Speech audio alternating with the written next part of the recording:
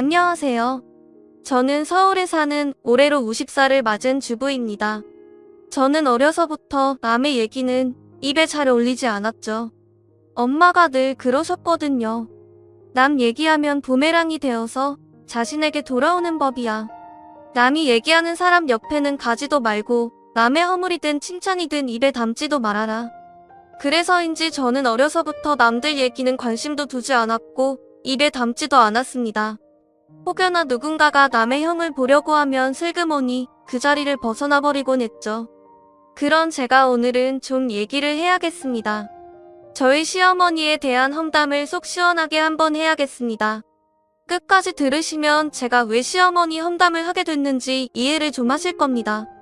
저희 시어머니는 평소에 두 며느리를 자주 비교하셨습니다. 형님과 저를 말이죠. 제 앞에서만 그러시는지 아니면 지인들 앞에서도 그러시는지 모르겠지만 암튼 저만 보면 치과 의사인 형님과 저를 곧잘 비교하곤 하셨습니다. 우리 큰 며느리는 돈 버는데 둘째 며느리는 놀고 먹는 대학생이야. 자식 키우며 사는 주부가 어떻게 놀고 먹는 대학생입니까? 그리고 요즘은 놀고 먹는 대학생들이 어디 있습니까? 시합 준비에 용돈이며 학비 버느라 아르바이트하는 학생들도 얼마나 많은데요. 우리 큰 며느리는 똑똑한 치과 의사인데 우리 둘째 며느리는 한심해. 우리 큰 며느리를 봐라. 매사가 아주 단정하지. 아이고, 우리 둘째 며느리 하는 것 좀 봐. 하는 일마다 어찌 그리 칠칠맛인지. 저에게 그런 표현을 할 때마다 얼마나 시어머니가 야속했는지 모릅니다. 처음엔 그런 말들이 서운해서 눈물도 흘렸고 그렇게 말씀하시면 너무 서운하다고 몇 차례 말씀을 드렸지만 형님과 저를 비교하는 습관은 좀처럼 고쳐지질 않으시더군요. 저 역시도 어느 순간에는 그런가 보다 하고 한 귀로 듣고 한 귀로 흘리게 되었죠. 그러다 언제부터인가는 시어머니의 의패토리가 한결같더군요. 아흠, 용돈 주는 며느리가 최고야 하시면서 형님에 비해 한없이 가난한 저를 만만하게 보시더군요. 그렇다고 시댁이 가난한 건 아닙니다. 시아버지는 부천 공무원으로 일을 하셨고 시어머니도 간간히 일을 하시면서 돈을 모아서 큰 부자는 아니어도 남에게 아쉬운 소리는 하지 않을 정도로 사셨습니다. 그런데 시아버지가 부청을 퇴직할 즈음에 전원 생활이 귀에 꽂혀버리셨습니다. 평소에도 퇴직하면 시골에 내려가 농사 짓고 싶다는 말씀을 몇 차례 하셨는데 그게 현실이 될 줄은 꿈에도 몰랐습니다. 시아버지께서는 부청 퇴직과 함께 살던 아파트를 정리하고 퇴직금과 저축해둔 재산의 전부를 털어서 경기도 인근 시골로 들어가셨습니다. 물론 시어머니는 자신이 고생할 게 뻔하다 생각해서 극구 만류하셨지만 시아버지는 전원 생활이 평생의 소원이라면서 살던 도심의 아파트까지 정리하시고는 펜션을 구입해 버리신 겁니다. 살림집과 옆에 나란히 붙어있는 펜션을 사셨고 개복숭아 밭을 사셨습니다. 펜션은 방 3개의 화장실과 작은 주방이 딸려 있는데 멀리서 보면 버섯 모양으로 앙증맞았습니다. 그리고 크다고도 볼 수 없고 적다고도 볼 수 없는 곳이었죠. 게다가 옆으로는 텃밭이 있고 그 뒤로는 개복숭아 밭이죠. 이곳에서 개복숭아 밭과 펜션을 함께 운영하시던 분이 시아버지 아는 지인의 지인인데 연세가 있는지라 자식을 따라 서울로 이사를 가는 바람에 급하게 내놓게 된 것입니다. 시세보다 저렴한 가격으로 구입을 하셨다고 시아버지는 엄청 좋아하셨습니다. 펜션은 지은 지 3년이 됐다군요. 그래서인지 낡은 곳이 없어서 손볼 곳은 없었습니다. 어쩌면 퇴직 부부가 소소하게 일하기로는 안성맞춤인데 보였습니다. 그런데 문제는 시아버지였습니다. 시아버지는 평생을 책상에 앉아 일하시던 분이라 그러신가 몸으로 하는 일은 정말 둔하시더군요. 그런 모습에 시어머니는 매일 속이 터져 하셨습니다. 본인이 일 다 할 것처럼 토장 찍어놓고서는 이게 뭐야? 내가 이 나이 들어서 무슨 고생이람 하시면서 시어머니는 한숨을 푹푹 내쉬셨습니다. 시어머니도 나이가 있는지라 젊은 시절처럼 일을 하기란 참 힘이 드셨겠죠. 그리고 농사가 어디 하루아침에 되겠습니까? 경험과 노하우도 어느 정도 쌓여야 될 일이겠죠. 그런데 그 불똥이 저에게 튀었습니다. 시어머니는 틈 만나면 마치 도우미처럼 저를 부르셨습니다. 이번 주말에 세 방 모두 예약이다. 와서 좀 도와다오. 나는 내 아버지랑 개복숭아 밭에 농약도 줘야 하고 김도 매야 해. 시어머니가 도와달라는 것은 손님들이 퇴실하고 나면 방 청소와 이불 빨래 등 정리정돈을 도와달라는 말이었습니다. 하룻밤 묵고 나간 객실은 최대한 손님들이 깔끔하게 정리를 한다고는 하지만 화장실 청소와 방 청소, 주방 씻기들은 다시 정리를 해야 하니까요. 펜션은 나름 잘 됐습니다. 주말에는 빈 방이 없었습니다. 시어머니 자의에 의해서 하는 일이라면 하루면 뚝딱 혼자서도 할 수 있는 일이고, 아니 다음 날 바로 객실 손님들이 오는 게 아니니 그 다음 날 여유를 가지고 해도 될 것 같은데 시어머니께서 꼭 명령하듯 저를 부르셔서는 아랫것 풀이듯 막말을 하며 저를 부르셨습니다. 그러니 좋은 마음으로 도와드리고 싶다가도 기분이 상해서는 결국엔 짜증이 섰고 다시는 오지 말자 결심을 하게 되는 거죠. 그건 아무것도 아니었습니다. 펜션 앞마당에는 텃밭이 있었는데 시아버지 생각에는 그곳을 아이들에게 체험의 공간으로 제공하고 싶었던 모양입니다. 계획은 정말 잘 세우셨지만 집 감당은 모두 시어머니와 저의 몫이었습니다. 이번 주말에는 어린이 손님이 온단다. 어린애들 지나다니기 편하게 코랑 짐 깔끔하게 정리해라. 시아버지는 흐트러져 있는 걸 싫어하시는 성격이었습니다. 모든 네모, 반듯하게 줄을 세우고 같은 것끼리 분류하는 버릇이 있었습니다. 깔끔하게 정리정돈되지 않으면 일을 아무리 열심히 해도 인정을 해주지 않으셨습니다. 어느새 시아버지가 시어머니에게 명령을 하면 시어머니는 저에게 다시 명령을 하는 그런 시스템으로 되어가고 있었습니다. 어머니, 이번 주는 제가 힘들 것 같아요. 애들 시험 기간이라서 간식도 만들어줘야 하고요. 집에 일이 많네요. 제 말에 시어머니는 꼭 그러십니다. 누군 자식 안 키워봤니? 시험 기간에 부모가 집에 있으면 더 부담스러워. 간식 알아서 사 먹게 용돈이나 두둑히 쥐어주고 얼른 와. 아이고 허리야 아이고 무릎이야 하시고는 전화를 뚝 끊어버리십니다. 저는 할 수 없이 시골로 건너갈 수밖에요. 이렇게 6개월 정도 시어머니에게 시달리다 보니 도저히 안 되겠다군요. 그래서 시어머니에게 진심과 예의를 갖춰서 말씀을 드렸죠. 어머니, 저 더 이상 못하겠어요. 마음으로 도와드리고 싶지만 제 처지가 그렇잖아요. 아이가 3명이에요. 걔들 뒤치다 거리가 제게는 가장 중요한 일인 것 같아요. 어느 정도 아이들 자라고 나면 제가 나서서 도와드릴 테니까 조금만 이해해 주세요. 그리고 사람을 쓰는 건 어떠세요? 그렇지 않아도 일할 사람 알아보고 있다. 걱정 마라. 시어머니의 말에 너무나 기뻤습니다. 정말요? 듣던 중 반가운 소리였습니다. 그 말에 힘이 나더군요. 사실 며느리로서 도와드리는 것도 의미 있는 일이지만 저희 집에서 시골까지는 자동차 운전으로 1시간이나 걸리고 저도 제 아이들을 케어해야 하니 시간이 더 쫓기고 체력에도 한계가 오고 그러더군요. 사람을 구하는 중이라니 다행이다 싶어서 이젠 더 이상 시어머니가 나를 부르지 않겠구나 생각했는데 이게 웬걸요? 시어머니의 핑계는 가지가지였습니다. 사람 구하기가 하늘의 별 따기다에 오기로 했던 사람이 안 온대. 돈이 작다나 어쨌다나. 또 다른 날에는 이렇게 말씀을 하시더군요. 이번에 오기로 한 사람은 거리가 너무 멀댄다. 결국엔 못 오겠다고 하더라. 그렇게 사람을 구하겠다고 하셔놓고는 시어머니는 사람 구하는데 여유를 부리셨습니다. 할 수 없이 저는 근 1년을 시어머니의 펜션에 불려다니며 일을 해야만 했습니다. 그렇다고 해서 수고비 한 푼 주신 적이 없었습니다. 도리어 제가 집에 도착할 때쯤이면 전화를 하셔서는 넌 정말 사람이 왜 그러니? 이왕 도와주는 거 기쁜 마음으로 하면 안 되니? 왜 청소를 하다 말고 가? 방 안에 먼지가 수북해서 내가 다시 걸레질했다. 이럴 거면 오지 마라 등등 시작해서 늙은 시어머니가 이렇게 고생을 하면 자진해서 도와줘야 하는 거 아니야? 너도 참 이기적이다. 그럴 때면 정말 미쳐버릴 것만 같았습니다. 그래서 집에 들어가면 핸드폰을 꺼놓기 일쑤였습니다. 그러면 또 남편에게 전화를 해서 저를 바꾸라고 하셔서 온갖 스트레스를 저에게 다 푸셨습니다.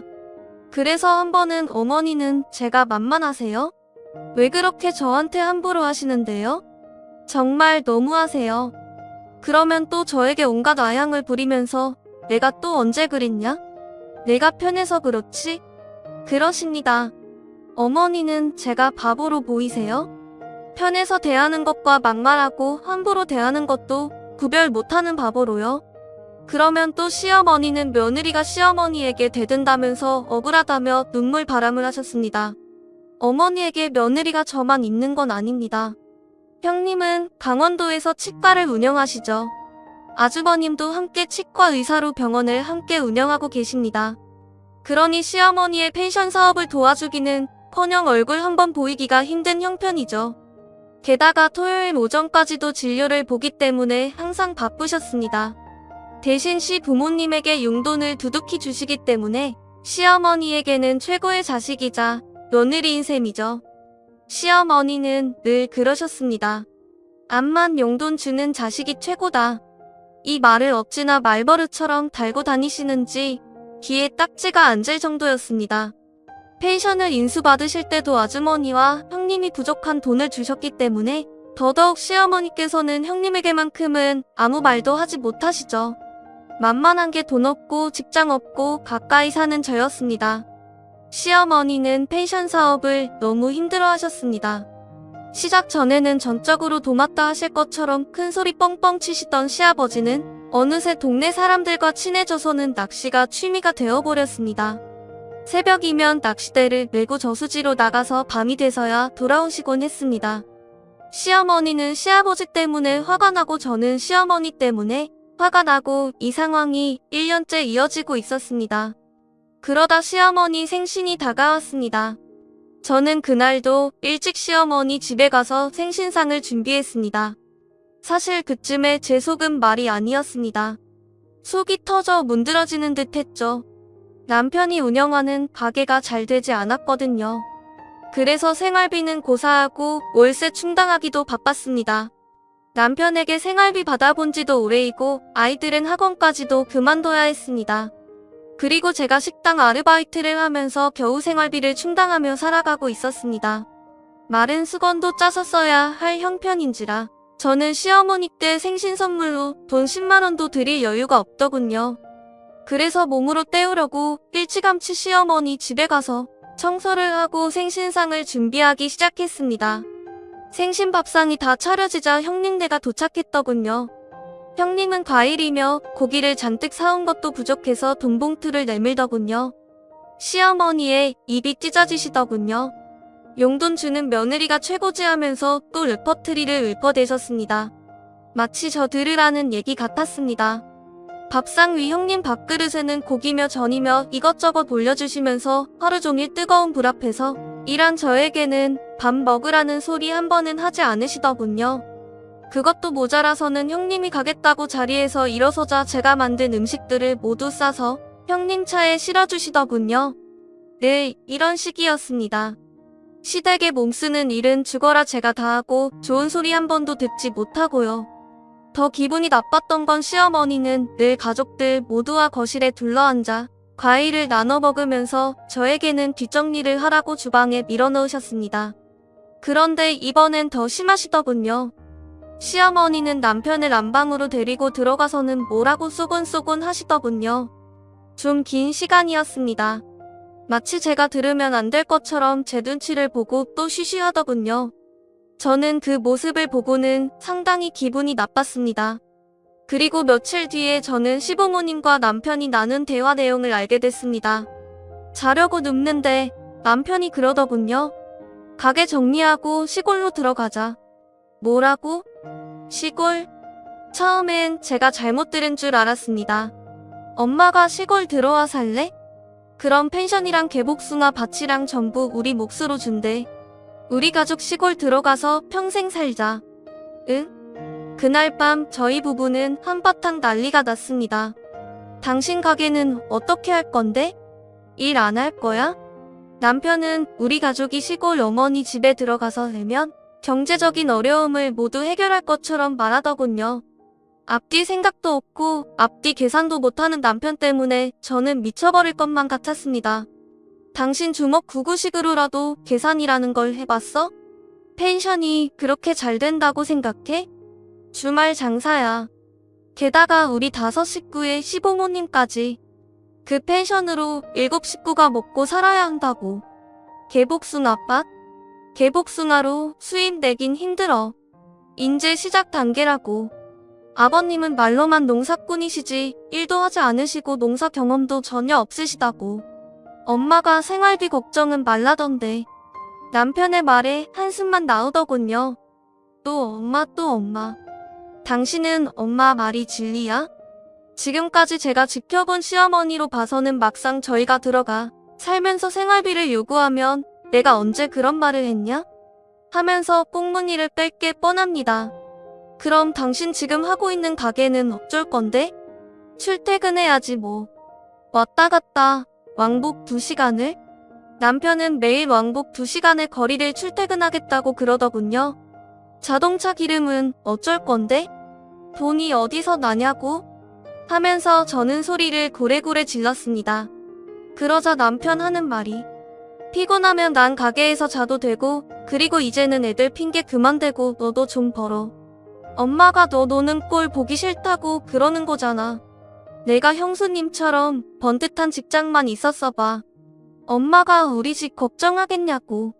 펜션에 불러들여 일 시키겠냐고. 정말 남편의 말에 어이가 없었습니다. 또 그 소리야? 용돈 주는 형님은 최고고 돈 한 푼 못 버는 며느리는 만만하고? 어머님이 펜션 준다니까 당신 그 말에 홀라당 넘어간 거지? 그 뒤는 하나도 계산을 안 해봤지. 당신은 왜 하나는 알고 둘은 몰라? 우리 큰애 내년이면 고등학생이야. 집 근처 고등학교 다닌다는데 굳이 옮길 필요 없잖아. 당신 너무 이기적이다. 저는 죽어도 시골로 들어갈 수 없다고 했습니다. 아이들 학교 문제도 문제지만 시어머니와 매일 부딪혀야 한다는 게 가장 큰 이유였죠. 다음날 시어머니에게서 전화가 왔더군요. 작은 애가 무슨 말 안 하던 생크림보다도 더 부드러운 목소리였습니다. 그 목소리로 저에게 할 말은 뻔하다는 생각이 드니 속이 뒤집어지더군요. 저는 단도직입적으로 말씀을 드렸습니다. 어머니 저 시골로 안 들어가요. 애들 학교가 여긴데 어떻게 옮겨요? 그럴 생각 초보도 없으니까요. 아빠 꼬들겨서 그런 얘기 좀 말아주세요. 그런데 몇 달 후 남편의 가게는 월세 체납으로 문을 닫고 말았습니다. 어쩌면 예견했는지도 모르지만 남편은 실업자가 되고 말았습니다. 남편은 제빵사입니다. 동네에서 개인 이름을 단 빵집을 운영했습니다.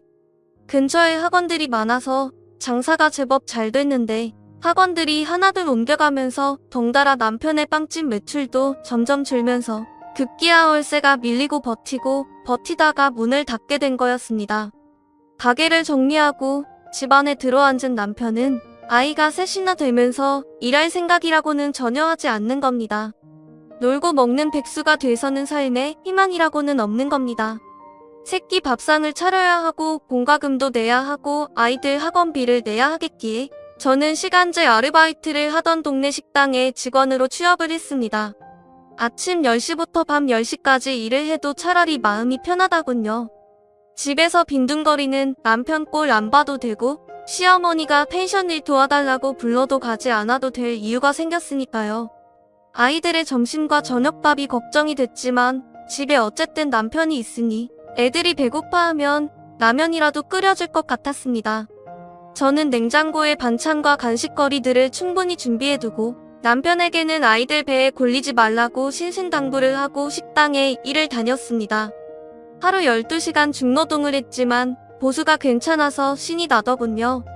시어머니 전화를 안 받아도 되니 스트레스가 없더군요. 그렇게 2달 정도 지난 어느 날이었습니다. 시어머니가 제가 일하는 식당에 쫓아오셨더군요. 펜션이랑 개복숭아 밭은 어떻게 하고 여기서 일을 해? 늙은 시애미 혼자 일하는 거 딱하지도 않아? 거리가 멀면 얼마나 멀길래? 일이 많으면 얼마나 많길래? 독한 것, 모진 것? 너처럼 독한 며느리는 세상에 둘도 없을 것이다. 시어머니는 식당에 손님들이 가득한데 마치 미친 여자처럼 큰 소리를 내며 하고 싶은 말을 전부 쏟아내시는 겁니다. 식사를 하다 말고 나가는 손님도 있었고 식사를 하러 들어왔다가 자리에 앉기도 전에 나가는 손님들도 있었습니다. 식당 사장님이 시어머니를 붙잡고 여기서 이러지 말라고 말리고 경찰을 부르겠다고 해도 소용이 없었습니다. 결국엔 사장님이 주방으로 들어오셨다군요. 아줌마 일 그만하시고 가세요. 다시는 오지 마세요. 저 할머니 때문에 우리 식당 오늘 점심 장사 망쳤어. 오늘 매상 빵이겠다고. 내일도 이러면 어쩔 거야? 내일도 손님들 없으면 나 아줌마 얼굴 못 줘? 결혼해서 한 번도 시어머니 앞에서 눈물을 보인 적이 없었는데 이날은 저도 모르게 눈물이 펑펑 쏟아지더군요. 식당 일자리가 제가 원할 때마다 있는 게 아니고 또 지금 일하는 곳은 집에서 가깝고 돈가스와 가락국수를 전문적으로 하는 집이라서 요리도 어렵지 않고 설거지도 많지 않아서 좋았는데 그 좋은 자리를 시어머니 때문에 잃게 되었으니 눈물이 나지 않을 수가 없었죠. 어머니, 지금 제가 어머니 도와드리기 싫어서 식당 일 다니는 줄 아세요? 저 여기서 일하지 않으면 당장 우리 식구들 굶어 죽어요. 이 자리는 우리 집 밥줄이라고요.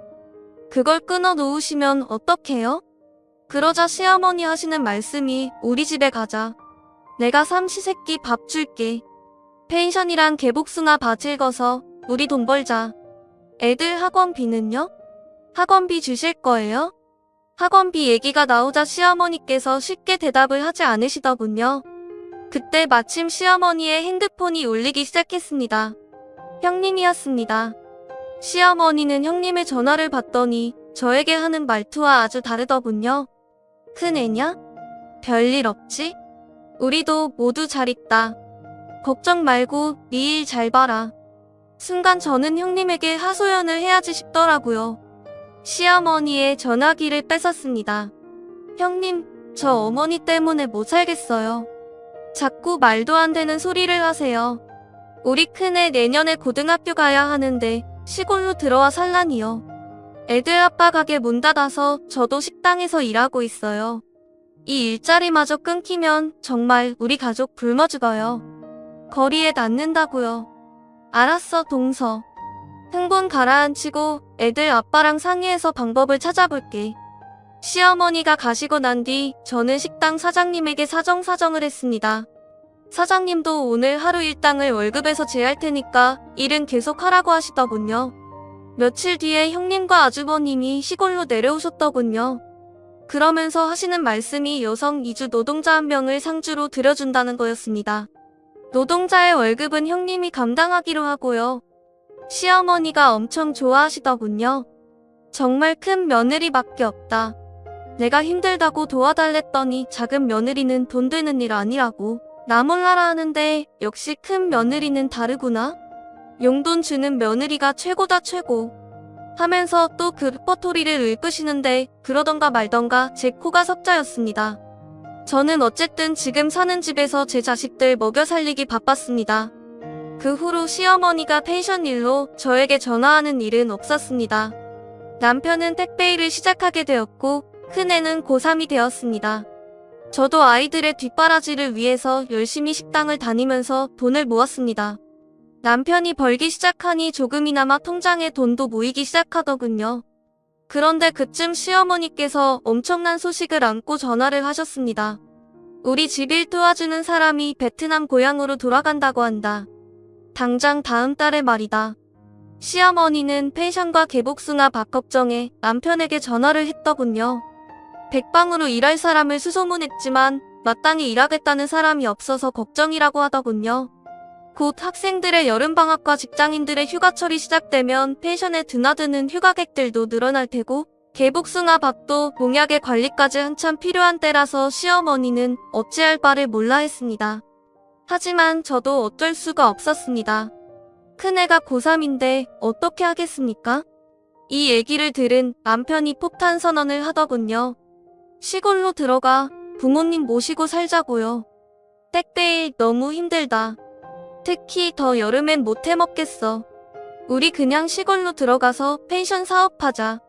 지금이라도 들어가서 펜션이랑 개복숭아 밭 잘 가꾸면 유산으로 놔준대잖아. 그 부부는 형도 동의를 했고. 또 그 소리야. 당신은 우리 큰애가 고3이라는 거 알아? 내일 모레 수능 보는데 지금 전학을 시키자는 거야? 당신은 왜 그리도 현실 감각이 없는데? 속이 터지는 것 같아서 눈물이 펑펑 쏟아졌습니다. 다른 집 아이들은 과외에 국영수 학원을 다니면서 공부한다는데 우리는 형편상 과외는커녕 학원도 보내주지 못하고 있는 실정인데 남편은 저런 철없는 소리만 해대니 미칠 것만 같았습니다. 그래서 저는 시골에 들어가 사는 게 죽어도 싫다고 했죠. 그러고는 말했습니다. 가려거든 당신 혼자 가. 당신 혼자서 펜션 들어가서 일도 하고 부모님도 모시라고. 정말로 남편은 잘 다니던 택배일을 그만두고 혼자서 시골로 내려갔습니다. 그리고 겨울이 왔습니다. 남편은 시아버지와 함께 농사일을 차근차근 배우기 시작했고 저의 큰아이는 수능 시험을 무사히 마치고 합격 통지서를 받게 되었습니다. 더없이 뿌듯했습니다. 그러던 어느 날이었습니다. 일을 마치고 집에 돌아왔는데 집이 빈집이더군요. 가구가 하나도 없고 가전제품도 하나도 없더군요. 이사를 간 흔적만 남아있더군요. 정말 기가 막혔습니다. 마치 큰아이의 수능 시험이 끝나기를 기다렸다는 듯 남편은 끝내 일을 쳤더군요. 그날은 그의 겨울 가운데에서도 가장 추운 날이었습니다. 이 인간이 저만 빼놓고 아이들을 데리고 시골로 이사를 간 거였습니다. 남편에게 굳이 확인하지 않더라도 뻔한 거였습니다. 어이가 없더군요. 일을 어떻게 해야 할까 생각을 하는데 마침 큰애가 핸드폰으로 전화를 했더군요. 엄마 언제 와? 우리 다들 엄마 기다리고 있는데. 대답을 하지 않자 남편이 큰애의 핸드폰을 뺏어들고는 하는 말이 버스 끊기기 전에 얼른 움직여. 더 늦으면 어떻게 오려고 그래? 빈집에서 잘 생각은 말아라. 난방 다 끊겨서 얼어주고. 정말 어이가 없더군요. 가타부터 말 한마디 없이 버스 끊기기 전에 시골로 넘어오라니요. 화가 나서 버스 정류장으로 달려갔습니다. 겨우 마지막 버스를 집어타고 시골로 쫓아갔죠. 집안이 조용했습니다. 예전 같으면 저희 아이들이 왔다고 마당에서 불을 피워 삼겹살이라도 구웠을 텐데 말이죠. 문을 열고 집 안으로 들어갔죠. 시아버지와 남편이 우울한 표정으로 있더군요. 대체 무슨 일인지 감이 잡히질 않았습니다. 남편이 저를 보더니 시어머니 방으로 들어가더군요. 저는 몰랐습니다. 시어머니가 글쎄 아파서 들어 누워 계시더군요. 시어머니 얼굴색으로 보아 몸이 많이 좋아 보이지 않았습니다. 하지만 제 기분도 말이 아니라서 좋은 투로 말이 나올 리가 없었습니다. 어머니 어디가 안 좋으세요? 그러자 뒤따라 안방으로 들어오시던 시아버지가 말씀을 하시더군요. 내 엄마 나 때문에 아프다. 나이 들어 일하다가 골병 들었나봐. 개복숭아 밭에서 일하다가 주저앉아 버렸다. 걷지를 못해. 무릎이 나가버려서 수술하고 어제 퇴원했어. 의사 말이 내 엄마 나이가 있어서 회복하려면 한참 걸린다더라. 남편이 시아버지 말을 이어 말하더군요. 이제 더 이상은 안 될 것 같아서 애들 데리고 이사한 거야. 엄마 옆에 있어주려야지. 그리고 알아보니깐 여기가 시골이긴 하지만 교육 여건이 그렇게 나쁘지는 않더라고. 큰애는 대학교 기술사 들어갈 테고 둘째 셋째는 전학하기로 했어. 당신 정말 이래도 되는 거야? 왜 그렇게 내 말을 무시하는데? 내가 언제 당신을 무시했다고 그래? 당신이 허락을 안 하니깐 내가 이 방법을 쓴 거잖아. 여기서 살자 좀. 실보다는 득이 더 많을 거야. 남편이 큰 소리로 말을 하더군요. 물론 시어머니가 앞에 있으니 든든한 배짱이 생긴 거겠죠. 옆에서 저희 부부의 얘기를 듣던 시어머니가 저를 보고 씩 웃으시더군요. 순간 시어머니의 미소가 징그럽더군요. 그 웃음 속에 또 무슨 꿍꿍이를 숨겨놨나 겁부터 났습니다. 시어머니는 인자한 어르신 같은 따뜻한 눈빛으로 코스프레를 하시고서는 저에게 한다는 말씀이 내가 그러라고 했다. 내가 시켰어. 너하고 상의하지 말고 이사부터 하라고. 이렇게라도 안 하면 내가 여기 와 살겠어? 시어머니의 말에 화가 머리끝까지 치밀어 오르더군요. 정말로 어머니는 저를 끝까지 무시하시는군요. 아무리 말을 해도 남편과 시어머니가 제 말을 들어주지 않을 것 같아서 제 가슴을 손으로 치고 있는데 시어머니께서 화장대 안 깊숙한 곳에서 봉투 하나를 꺼내시더군요. 시부모, 병간호하는 며느리가 최고다. 여기서 우리 부부랑 너희들 가족이랑 같이 살자. 나한테는 내가 최고의 며느리다. 내 병간호하는 며느리가 최고야. 하면서 제 손에 펜션 문서를 쥐어주더군요. 저는 기가 막혔습니다. 언제는 용돈 주는 며느리가 최고라더니 아픈 자신을 돌보라는 이유로 병간호하는 며느리가 최고라니요. 정말 시어머니의 궤변은 끝도 없을 겁니다. 저는 시어머니가 제 손에 쥐어준 펜션 문서와 개복숭아 반문서를 집어 던져버렸습니다. 그리고 그간 마음에 담아두었던 말들을 퍼부었습니다. 어머니 정말 속보이시네요. 언제는 돈 주는 큰 며느리가 최고라면서 이제는 병간호할 사람이 필요하니깐 저더러 최고라고요? 어머니한테 최고라는 말도 듣고 싶지 않고요. 펜션이며 개복숭아 밭도 필요 없어요. 이제 끝이에요. 그리고 남편에게도 확실하게 얘기를 했습니다. 당신하고도 이제 끝이야. 여기서 애들 키우고 잘 살아. 저는 펜션과 개복숭아 반문서를 다시 쥐어들고는 갈기갈기 찢어버렸습니다. 남편이 저를 말리고 거실에 있던 큰아이가 들어와 저를 말렸지만 저는 미친 사람이 되어서 모든 분노를 쏟아냈습니다.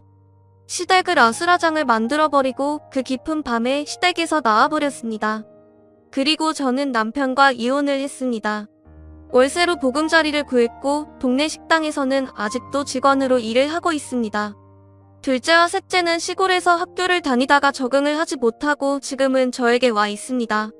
큰 며느리가 두둑하게 용돈을 주면 용돈 주는 며느리가 최고라며 큰 며느리에게 찰싹같이 달라붙고 직장이 없다는 이유로 저를 무시하고 함부로 대하던 전 시어머니와의 인연은 그렇게 끝이 났습니다. 어떤 폭력보다도 심한 폭력은 언어폭력인 것 같습니다.